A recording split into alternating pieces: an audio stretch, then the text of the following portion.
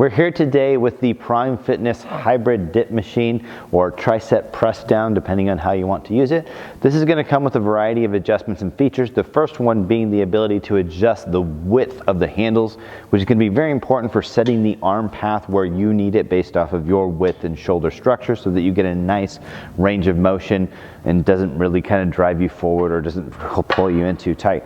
The next is going to be the ability to adjust up and down so that you can match your proportions to the range of motion of the machine, and then the ability to set that thigh pad down so that you have the stability and security so you can press down without feeling like you're being pulled up. For some of those that are fixed, a lot of times you get in there and you feel like you're slipping out, or you can't quite get your thighs under there securely. So having the ability to get yourself in the most stable spot is going to allow you to have a really secure and powerful pressing position.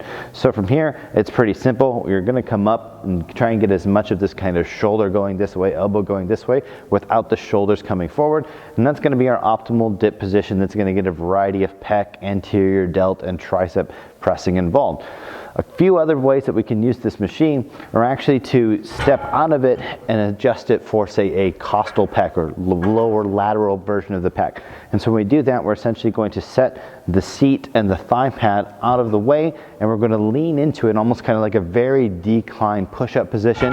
But this allows us to now get this portion of Adam's pec pressing straight in line with the machine. And so if he wanted to do more pec and not so much triceps, he could utilize it like this. If we want to get more triceps, there's quite a bit of triceps in the regular dip, but another way that we can do this is to actually take advantage of the arc of the machine and reverse action it. And so now as he goes up, it's going to encourage more of that elbow bend. And so this is more of a tricep press down. So we have the ability to use the dip where it's a combination of everything within the seat securely, or if we wanted to isolate those things, we can use a variety of body positions. The other thing that we have, because this is a Prime piece, is we have the Smart Strength technology built in with the Smart Cam, and that's going to allow us to adjust that resistance so that we can make it either heavier here or heavier here. When we're focusing on more of the chest component, we're probably going to want a little bit more load in that stretch position. So we're looking at using that 3 and 5 setting, maybe even the 1 for a dip. As we try and get more of a lockout pressure, a harder like tricep extension load, that's where using the 4 and the 2 settings can be a little bit more applicable.